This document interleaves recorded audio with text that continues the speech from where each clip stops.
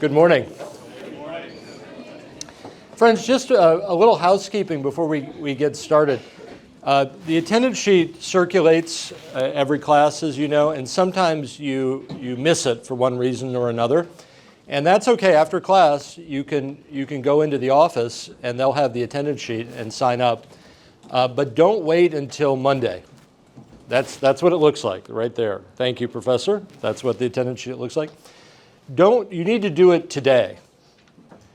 Sometimes people wait until Monday or Tuesday, and then the office wonders, I can't remember if you were really there on Friday or not. So we trust you guys, but just help us out.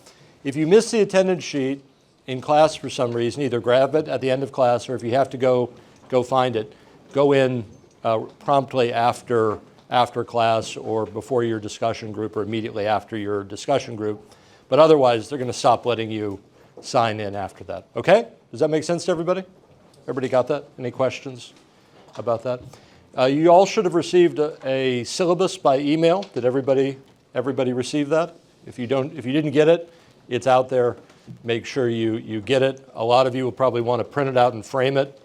There's parchment paper, 5,000 won for parchment paper version of there's no parchment paper version. Okay, I think that's it. Let's pray together. Our Father in heaven, we thank you for bringing us together in this place to study law, but to study law before you, conscious of your role in leading us and in leading the kingdoms of the world with your tender and loving care. Our Father in heaven, fill our hearts with love and appreciation for you. Allow us now to sing your praises. In Jesus' name we pray. Amen. Let's rise together and sing. Sometimes, believe it or not, even in this law school, people do the wrong thing. People get under stress and they're nervous or fearful, and they do something wrong. And it's very sad. But sometimes when I talk to people who've done something wrong, they'll say something like, well, I didn't know it was wrong. And it's oftentimes a foolish thing to say because it's perfectly clear they knew it was wrong because they hid it. They clearly felt shame about it, and when you ask them about it, they deny it, and then when you show them evidence that they did it, they admit it. They did it. But then they say, I didn't know it was wrong. And I don't think people plan this in advance. This is a very common human reaction, is we do things and we find ways of talking ourselves into doing the wrong thing. It's convenient for us. It alleviates our fear, or we think it will. We do it, and then we kind of forget. We push aside the wrong that we've done, and then if it comes to light, we're ashamed. And then if we're pressed, that you say, I didn't know it was wrong. So a basic idea of natural law, one way of summarizing what we mean by natural law is, it's just a fact that the basics of right and wrong are known to you. And if you're lying, or you're stealing, if you're cheating, if you're killing people, if you live a life just for your greed or for your pleasure, what you're doing is wrong, and you know it's wrong. That's it. And this is taught many ways in the Bible, in the prophets. We find all the nations of the world are condemned in various ways by the prophets because they're doing wrong, and they know they're doing wrong. They're invading other nations, they're killing lots of people, they're taking their stuff. They act like they don't know it's wrong, but they know it's wrong.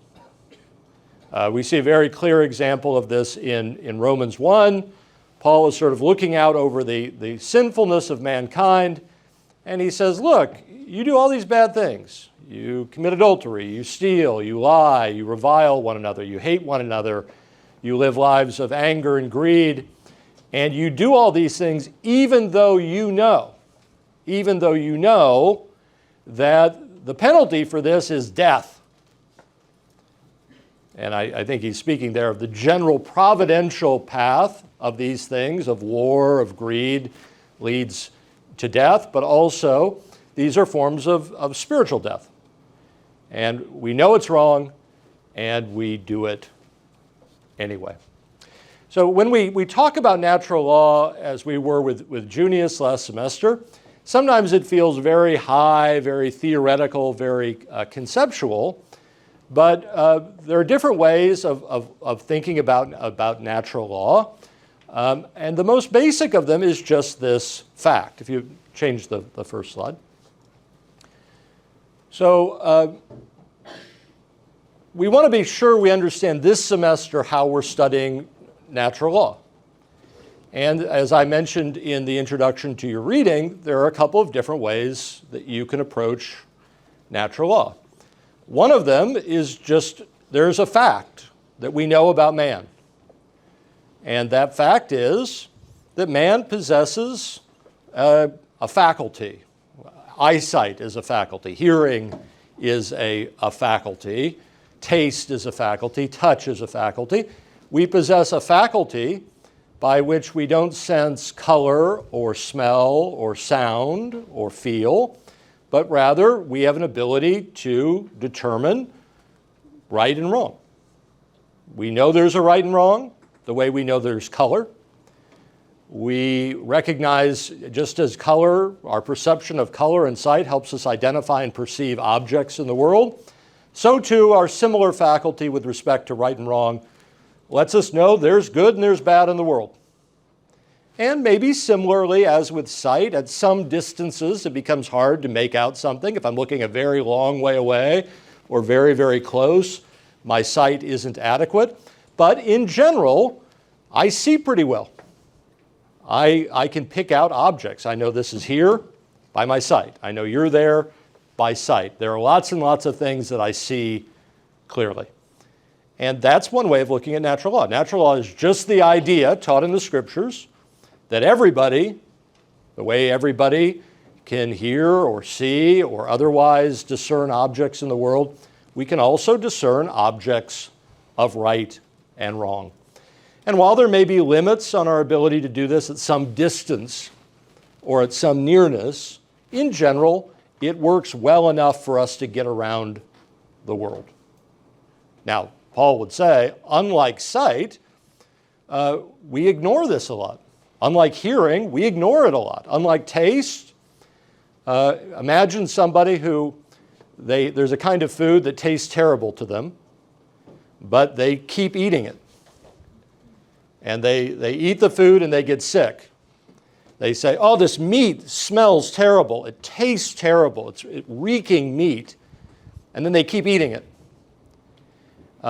We don't ignore our sense of taste. We don't ignore our sense of smell. But very, very, very often we ignore our sense of right and wrong. Okay? Does that make sense? It's just a fact. It's either true or it's false. And the Bible teaches it's true. And legal systems act like it's true.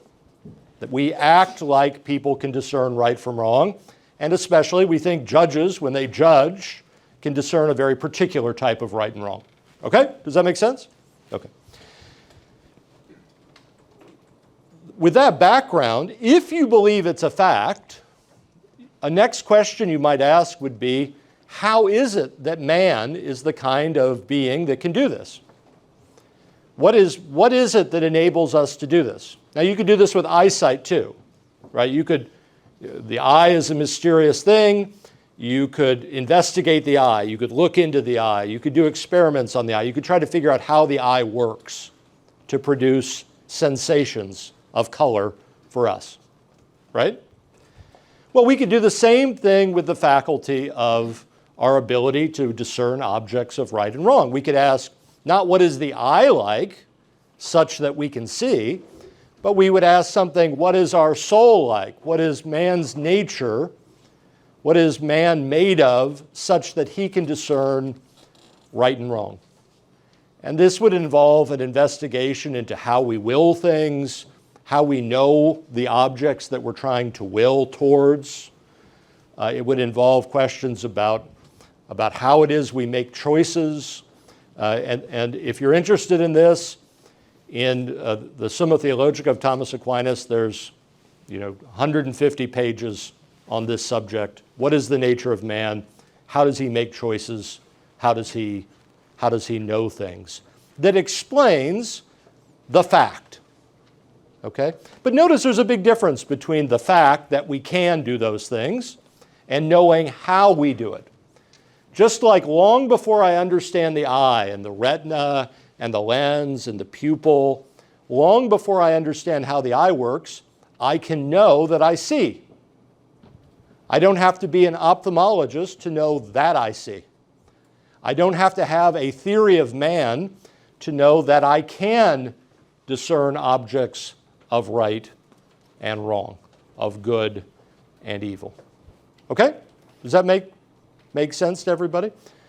So this semester we're not exploring the question, arguments about whether it's a fact that we have an insight into what is right and wrong, nor are we investigating the question, what must man be like in order to have these abilities to see or to see good and evil.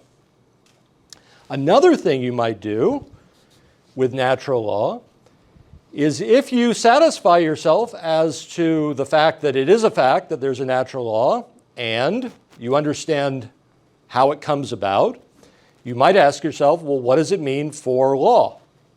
Does this ability to discern right from wrong have anything to do with law? And the theory of natural law that we learned last semester in Junius, which he derived, as you got a sense of from your reading, which he got from Aquinas, among other writers, is it means something really important for law. That if man has the ability to discern good and bad reliably, this should affect what we're doing in law. It tells us something really important about law. It means man in his nature has been given by his Creator the ability to discern right from wrong, the ability to discern good and evil, and because that is the way we are made, we should fulfill the work that the Creator has given us to do. It is, as it were, a command to us. So if I create something, the purposes for which I create it, those are the thing's purposes. If we discern the fact and understand human nature to enable us to do these things, we also discern, if we believe in God, that this is given to us to fulfill by our Maker. And so in all the operations of our life, we should fulfill this thing, we should follow this thing, including when we're making legal judgments. A natural law theory accounts for the authority of law. Why is law authoritative? Because human laws are an outworking of the natural law implanted in us by God to use for these purposes. And so this is why legal decisions can have authority if they agree with natural law. And if they don't agree with natural law, then they don't have authority because they are against the nature and plan of God Himself. Does that make sense? This would be a theory about what does it mean that we are made in this particular way so that we can perceive right from wrong. What does it mean for us? It means something about law. It explains something about law because you might just wonder, we're all roughly the same size, shape, intellect. Why do some principles and people get elevated over other people to make laws and do these kinds of things? Well, a natural law theory is going to help us understand why law is authoritative. Or in the case of Junius, who agrees with this about Aquinas, when we read the Mosaic law, and we see that some of the parts of the law are adapted to the local situation and other parts are not, which parts of the Mosaic law continue to bind us? It helps us discern which parts of the Mosaic law continue to be authoritative for us, the parts that teach us the natural law. They're authoritative at all times and all places because they derive from our nature that is universal, not a situation that is specific. Okay? So we're not doing this semester 1, we're not doing this semester 2, and we're not doing this semester that either. Those are all really worthy things. They're all great. You should think about all of those things. They're very interesting and they're very important. But this semester, largely because I thought your questions about this were very good. A lot of you said, hey, Junius says that it's a fact. He gives us some sense of what we're like such that we can discern right and wrong, good and evil. He tells us what it means for law. But he jumps very quickly through natural law reasoning itself, where he looks at a law and he says, this law is grounded in human nature. This law is an expression of human nature. A lot of you said, how do you do that? What does that look like? How do you make that kind of judgment? And that's the fourth thing. Oh, keep going. I should have advanced the slide. Nope, you were right. I was wrong. I said eyesight is good. Oh, that shouldn't be a 2. It should be 3-4, not 2-3. My slide editor messed up. I'm going to have to talk to that guy. That should be 3 and 4. The fourth thing you could do when you're studying natural law is you could treat it as part of a method or a topic in argument. It can be part of a method of judgment. If I'm going to make a good judgment, I should use this faculty that I have of discerning good and evil, right from wrong. If I'm going to make arguments, I should be capable of making arguments which immediately direct the listener to this faculty that they have. Sometimes when I'm going to make an argument in law, in fact, the overwhelming majority of the time when I make arguments in law, I'm going to refer to statutes, to cases, to regulations. I'm going to refer to those things and those things alone. But sometimes, maybe more often than you think, while you're doing that, sometimes to interpret the statute, you refer to natural law. Because usually when you interpret a statute, the person who's interpreting it wants to interpret the statute so that it does good and not evil. And so when something is on the line, when you're trying to figure something out, oftentimes you can implicitly make a natural law argument. That is to say, you can force the person to ask the question, in my faculty that discerns good from evil, is this interpretation of the law the only one that leads us to good? Now again, that sounds very, very theoretical. And so what we're going to do for most of the semester is watch one of the great philosophers of all time, Thomas Aquinas, who we'll be reading, has a reputation in 2 spheres. One is as a theologian, that is to say, somebody who was very adept at reading the scriptures, reading other theologians, looking around, and powerfully expressing ideas about Christian truth and doctrine in very convincing and memorable ways. He's a very great theologian, very influential for all the thinkers who came after him. Calvin cites him favorably. Sometimes he criticizes him. That's okay. He's not God. He's just a really good theologian. Junius relies on him very heavily in the work that we read last semester. Again, he doesn't agree with Aquinas on everything. Those disagreements are important, but very good reputation as a theologian to this day. But also, he has an independent reputation as a philosopher. He is read by modern philosophers because from a purely philosophical position, his arguments are very strong, very, very powerful, without any reference to Christian authorities, tradition, or faith. So we're going to watch somebody who happens, as a Christian, to use his knowledge of Scripture, just as Junius would say. He knows the Mosaic law very well.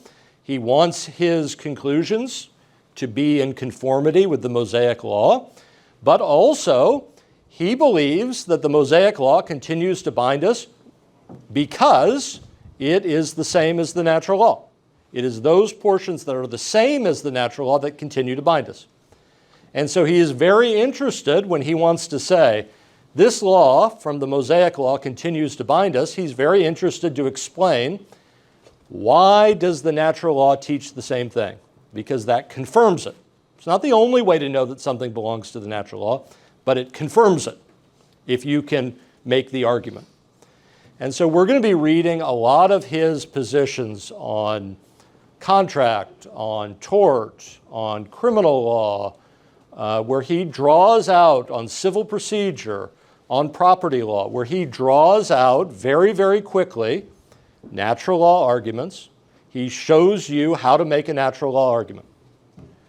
And I think it will make you more interested in the theory of law, in the theory of man, in the fact of natural law, if you feel yourself moved by appeals to that faculty within you, if you see the power of the argument, if you see how it is deployed.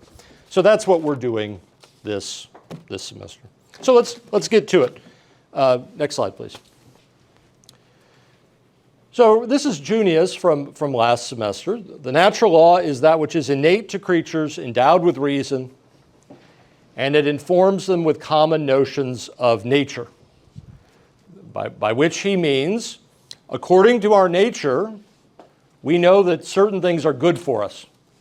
We form notions about what is good for us. That is, the goods we discern for our own nature, when considered as the work of the eternal law, God, take on the force of a divine command. When I see both that something is good, and I consider that I was made by God to make those kind of discernments, and to seek, I am set up to seek the good and to avoid evils, then I realize that this is, in a sense, a command to me to do so. It would be like, imagine a person who refused to open their eyes and kept walking into walls. And you said to that person, why do you keep walking into walls? And they said, because I won't look. And you say something to them like, God gave you eyes, right? You are equipped with eyes.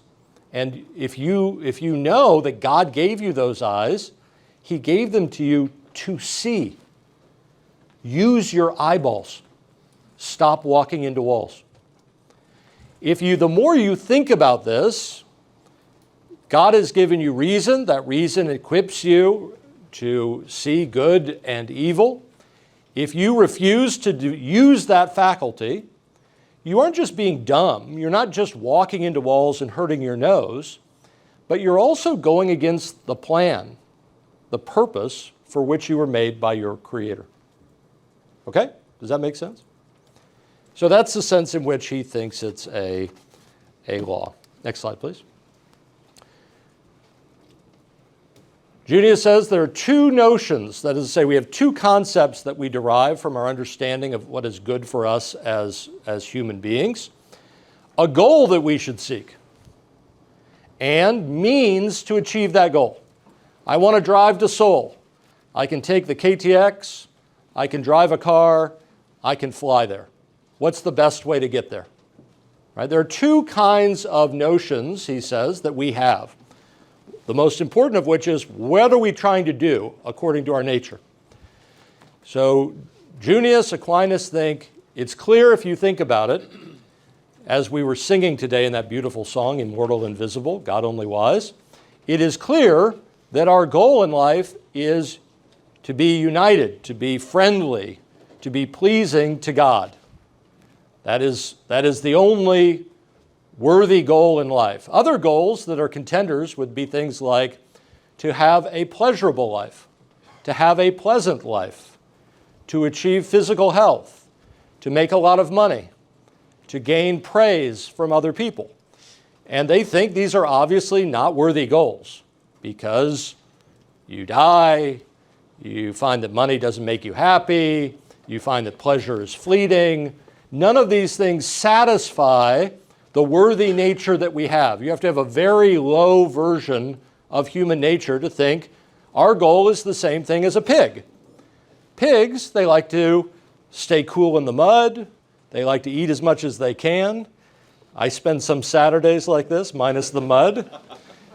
But this is not a worthy life goal. Pleasure is not a worthy life goal. Money is not a worthy life goal. If you have that view, you think, I look at what man is, and I think he is set up to make as much money as possible, you have a very low view of man, an untrue view of man. Once I realize God is my goal, then I have questions. Well, how do I get to God? How do I get there? What do I do to please him?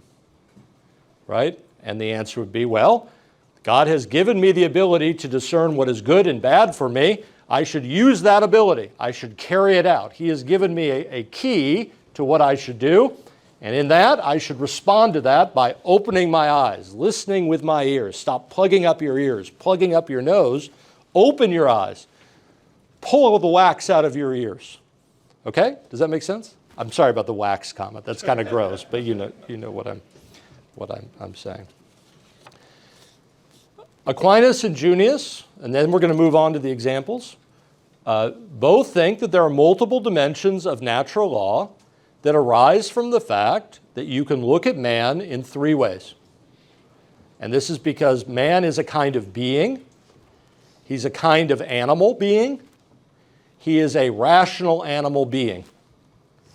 And each of those natures, so to speak, or aspects of his nature, give us a different kind of good to seek. The basic good, the reason why self-defense is a basic aspect of natural law, is because all beings, by nature, seek to preserve themselves. What it means to have a nature is to have a course of existence.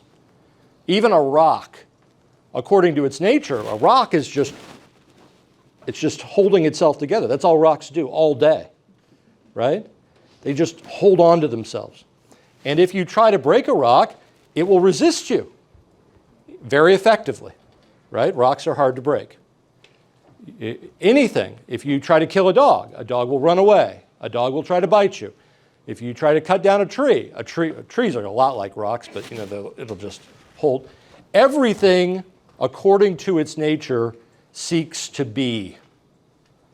And this is a basic, it sounds like a silly point, but it's a very basic point. What it means to be is to seek existence. But we have a very special kind of existence. We're animals.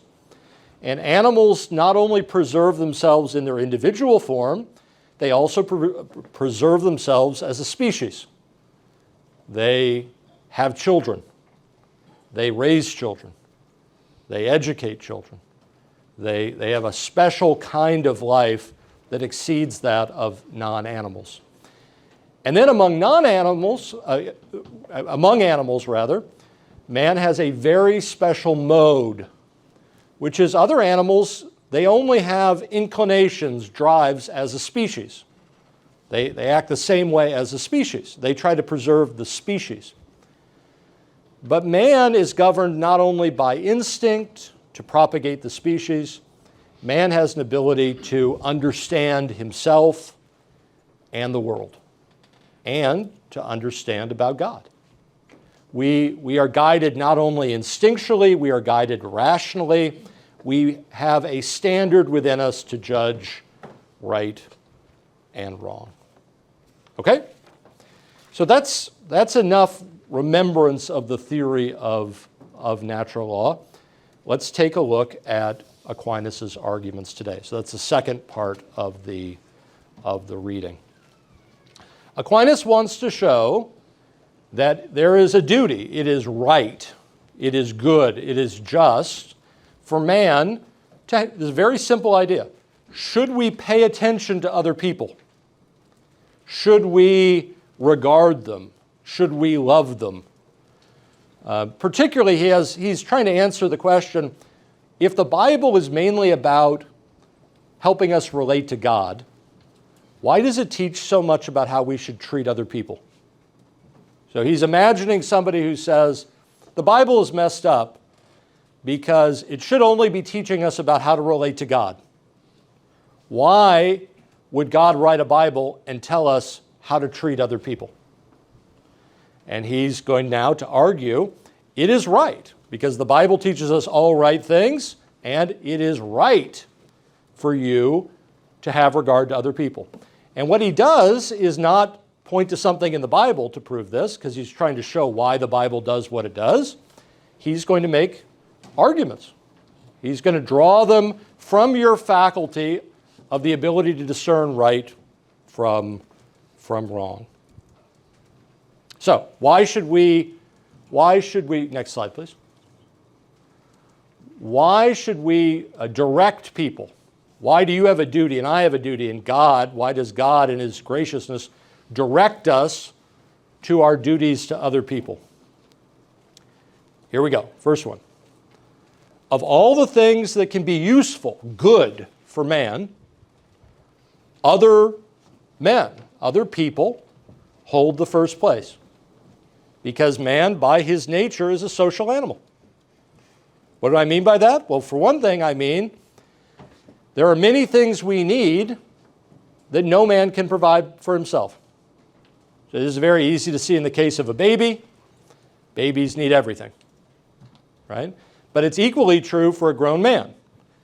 There is no one, or very, very, very, very, very few people, who even after they are fully mature, even if they have specialized training, need nothing from someone. Everybody needs something from someone. Even, the most advanced survivalist, he goes into the field, he's wearing clothes, shoes, he's got a knife.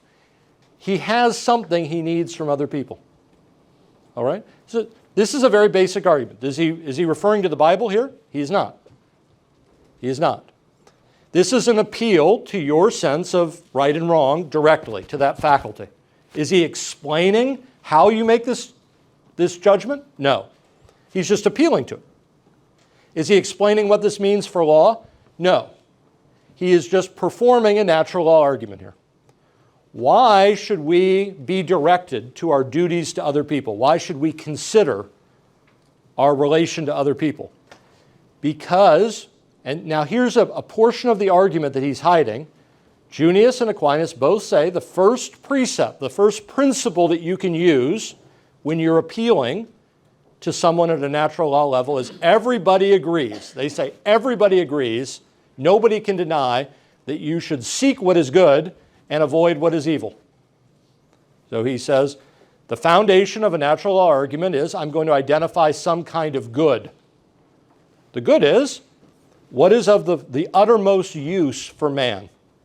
For you and you and you and you, what is the most useful thing for you? Other people.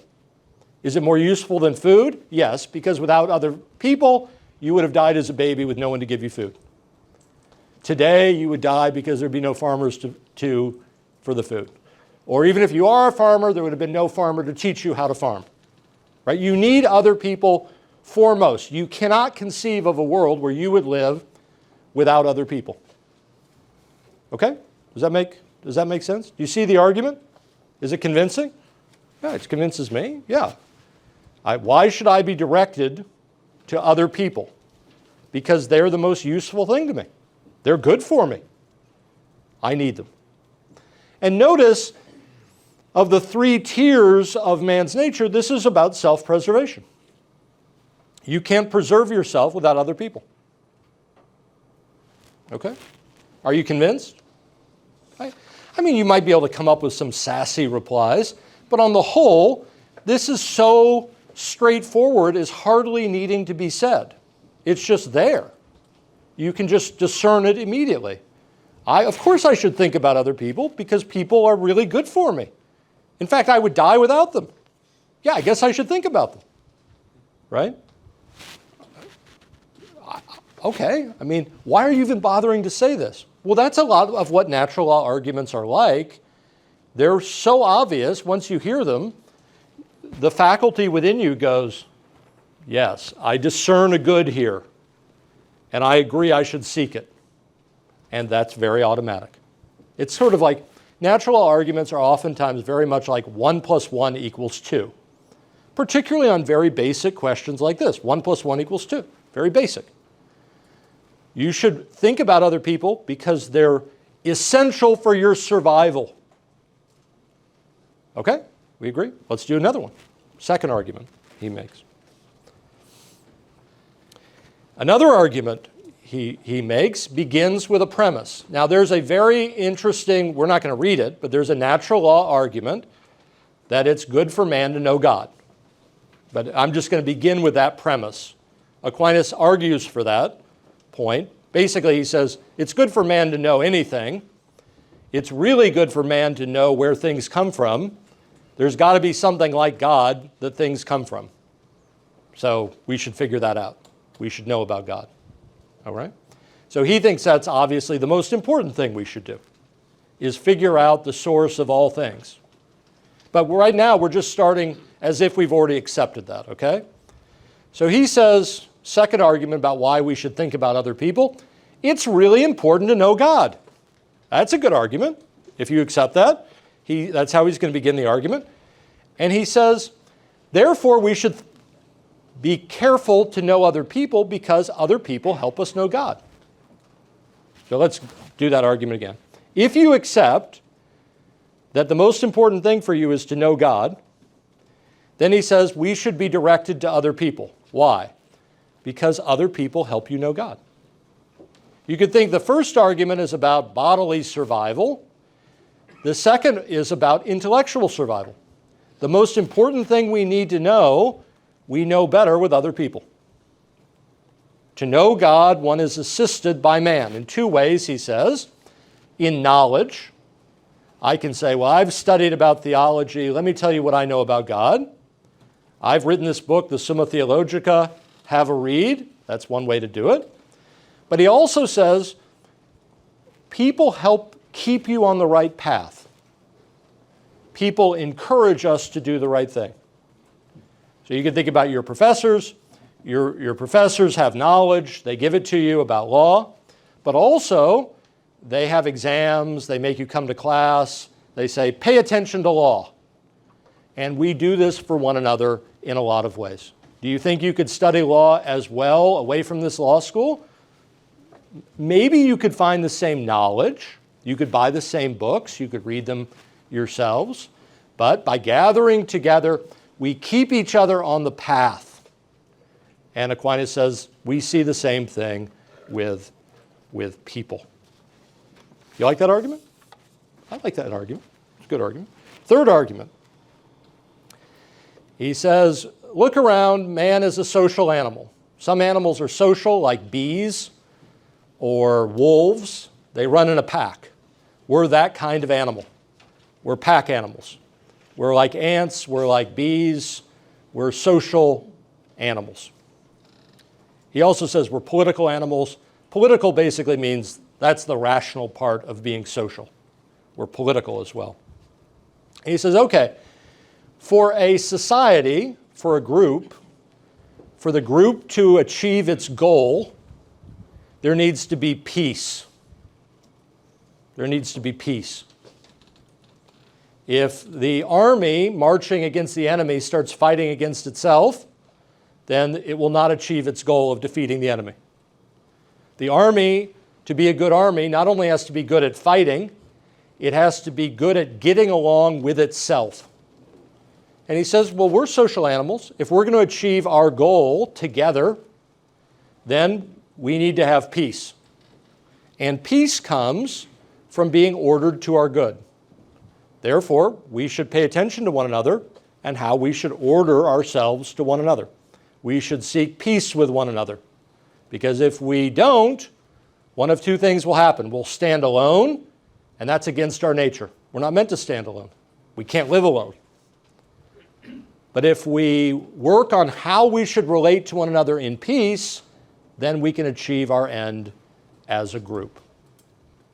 Okay? All these are arguments for the same thing. If you don't like one stick, throw it out. Aquinas is another stick. Let's look at another stick. He's got another one. Fourth argument. As we're going to see in next week, Aquinas thinks justice, among other things, is giving each person his due, what they're owed. If I have something which is yours and I hold it back from you, justice is giving it back to you. If a judge sees that one person is holding back something that's owed to another person, doing justice means forcing him to give it back. very simple model of justice. And Aquinas says, look, peace, order, harmony occurs when everybody has what's due to them. Why do we get in fights? I get in a fight with you because you've taken my book. I get in a fight with you because you're not showing me the respect I deserve. I get in a fight with you because you're not doing something which is owed to me. Okay? So he says we should therefore pay attention to each other. We should make sure that we understand how to give one another proper due, because if we do that, there will be peace, and then we can achieve our social ends. Right? Why should we pay attention to each other? Why should we be directing each other to consider one another's duties? Because one of the duties is the duty to give justice. Justice leads to peace, and it's only through peace that we can achieve our goal. Without peace, we just fight against each other.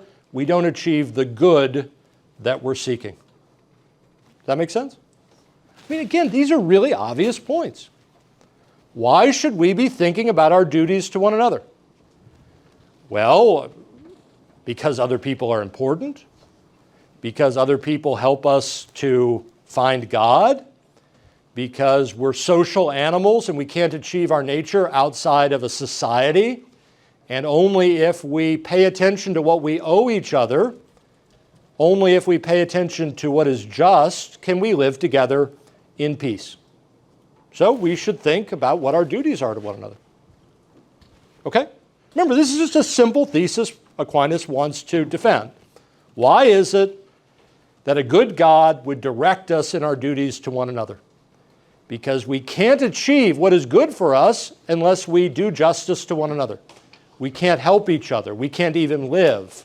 We can't prosper unless we find a way of living together in peace. Okay? Clear enough? I mean, this is a lot of 1 + 1 = 2 stuff. But it's interesting, too, how many ways he comes at it. Sometimes he comes at it from the self-preservation angle. Sometimes he comes at it from the animal angle. Sometimes he comes at it through the rational angle. A very, very nice way of breaking apart the many reasons we can find for being concerned with what moral duties that we owe each other. Fifth argument.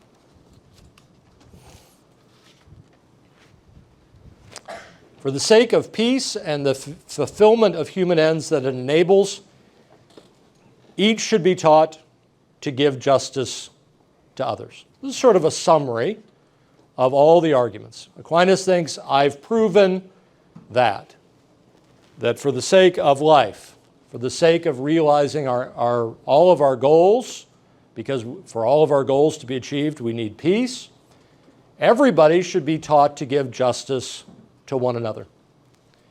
And now what he wants to do is show that the Decalogue, the 10 Commandments, all of those things help us to achieve peace, that they're teaching us justice. Because remember, his real concern here, although he's using natural law arguments, is to explain why it is that God, in trying to prepare us to come to him, would spend a lot of time telling us about how to treat one another.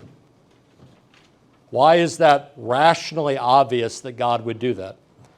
Well, because we need peace to fulfill our ends. It's going to be harder for me to get to God if I'm spending all my time dodging bullets or knives or getting into fights, if I'm starving to death. I need an ordered society. It will help me reach God. So now he's just going to walk through the Decalogue. And so he goes, look, it's clear that what God commands, basically, concerning our duties to one another, is in agreement with human nature. Why? Well, we've already seen that war, disorder, comes from not giving what is due to other people.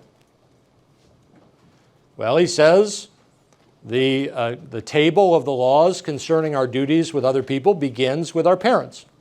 Why does it do that?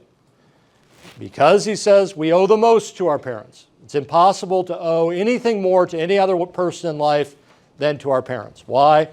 Because they give us life.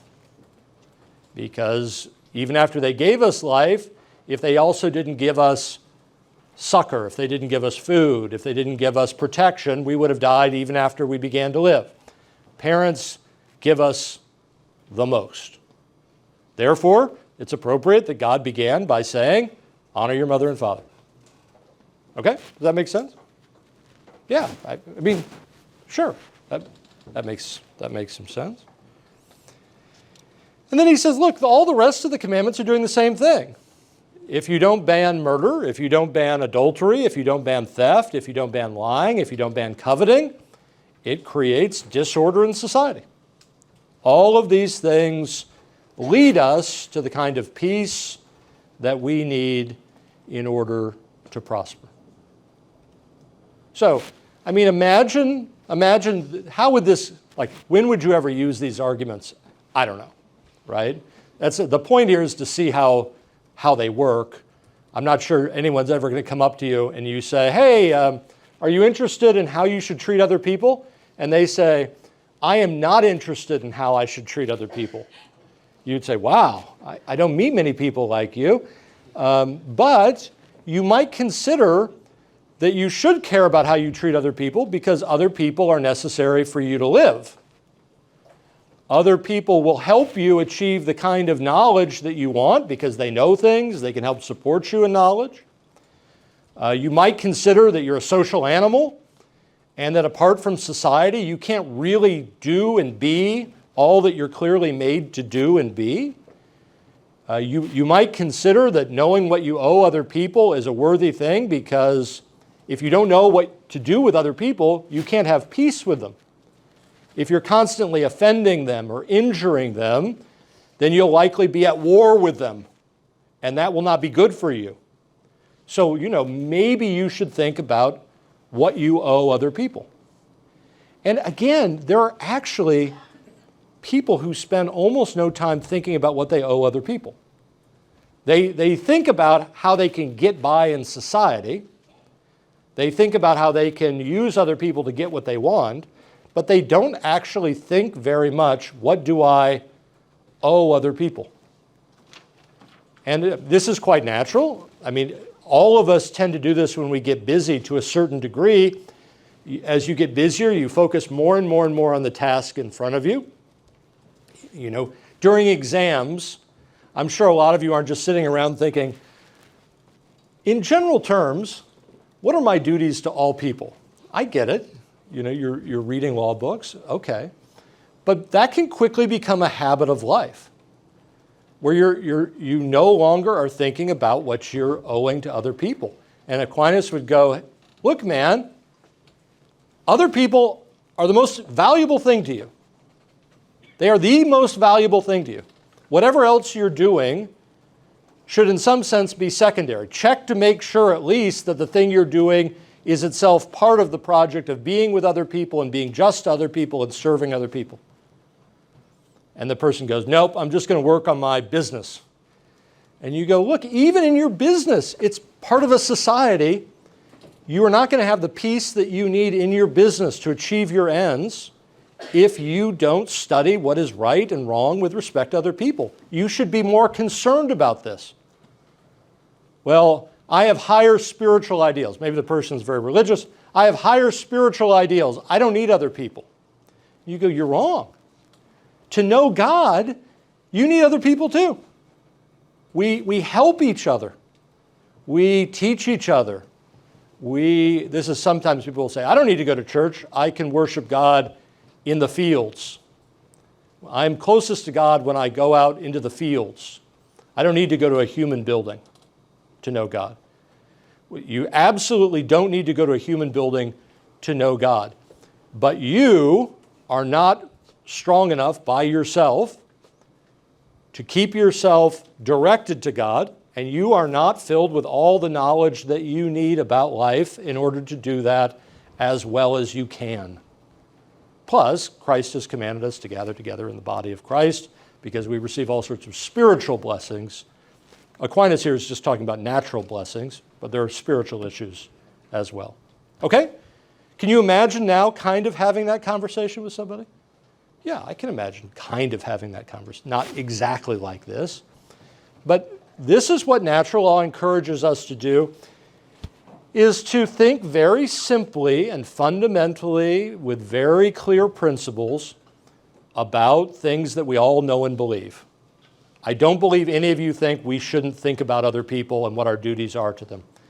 But by going through this step, I think we've learned some arguments that I haven't thought about recently about how you can make arguments for other people in this direction.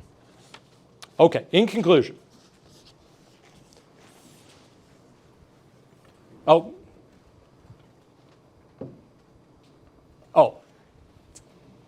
Aquinas concludes his argument by saying, now, just so you know, there are two ways that you can be directed to what is right with respect to other people. By natural law, we know what's right. And with love, if we love other people, we do these things naturally. That is to say, if I love you and I see that you're in need, I'll help you. My children are in need. Because I love them, I help them. All right? But we all know sometimes there are things we know we should do, and we don't have the love in our heart to do it freely. And so Aquinas says, look, there are two ways that people can be directed to their duties to other people. Some people are directed, and this is the way it should be, and this is what God wants to restore in us through Jesus Christ. We are directed to their good by love. But other people don't love other people. And they have to be directed to other people's goods by threats. So we all know that we shouldn't kill other people.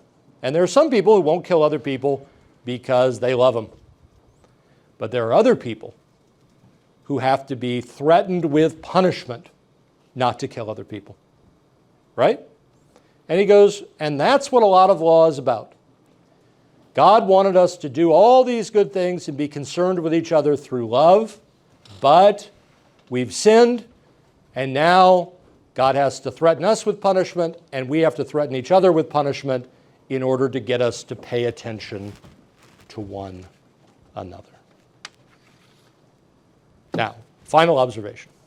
Sorry, I said it was final observation before. This is the real final observation. Just a general reflection on what we've done. I think if you take these arguments seriously, you can say, hey, it is a fact that I can discern that this is good. It's pretty basic, but I can discern it. But as Aquinas was saying, it is one thing to know what is right and another thing to do it. You could make all these arguments to somebody and they could go, yeah, people are the most important. I need them even to survive, blah, blah, blah. And then they would just go back to focusing on themselves or making money or whatever object they have in their mind and completely ignore other people. It's a very interesting thing that we can hear these arguments and approve them and then consider that our judgment of conscience or our judgment mentally that these things are right don't instantly convert us into effective action. Like, I've just argued to you successfully through the words of Thomas Aquinas that people are the most important thing, so I expect that all of you now, having seen the rational proof for it, will put people first for the rest of your life. Well, I don't. Right? I don't think these arguments, even though I approve of them, even though I think they're obviously true, there is nothing about the appearance of good, as I see it, that compels me to action. And it's not because these arguments are hard to understand. I think these arguments are pretty easy to understand. You can't live without other people. Other people help you learn important things. Other people need to be cared for, or there'll be wars in society. Clear stuff, right? This is not hard material because I have a faculty that is set up to make these kind of judgments about simple matters. And it does. And I hear these arguments and I affirm them. But I notice that my heart is unchanged. My heart is unchanged. And this is exactly why Aquinas says we have to be coerced. I mean, we begin to move here into the nature and the meaning of human law. We begin to understand a fundamental riddle about ourselves. I discern that I have the ability to judge right from wrong. I feel the power of these perceptions of right and wrong, but they do not control my will. And I have violated these things. I have not put other people first. I have not treated other people as I would be treated. I have put myself from the category of those who could be ruled by the spirit of love into the category of those who need to be ruled by coercion. And that's a shame. And this is where the natural law, as in Romans 1, leads us into the gospel. This is why Paul says, look, everybody knows what the law requires, at least enough to know that they are not being guided by love in their life. They have visions of goodness in front of them that do not move them. I do not treat you with the love you deserve. I am ashamed of that. I am cutting off the sources of my life. You, I mean not just you, but all of humanity, you are the conditions of my existence. You're the conditions of my knowledge. You're the conditions of my effective life. And I do not respond to you with the love that you deserve. Who can save me? Who has destroyed the foundations of his own life? Who can save me now that I can see clearly intellectually that I do not respond to the very sense of good that God has provided me? And this, of course, Paul's answer is, this is why God has given us an even stronger example of love in Jesus Christ. He's shown us what a life of love looks like so that we would not rest in our sins, but be reunited to Him by wiping away that shame, by realizing the resource we have through the blood of Jesus Christ and the power of the Holy Spirit to be freed from the shackles of punitive law and to live for love. Amen? Let's pray together. Our Father in heaven, we thank you that you have provided us with knowledge of right and wrong. We think of the deep shamefulness and sinfulness of mankind that has to be coerced to do what we should do out of love. We pray, Lord, that through the blood of Jesus Christ, we will celebrate our forgiveness of sins, and we will experience the power to live for other people, to love other people, to gather ourselves to you into eternal life with you. Our Father in heaven, thank you for this time together. In Jesus' name we pray. Amen.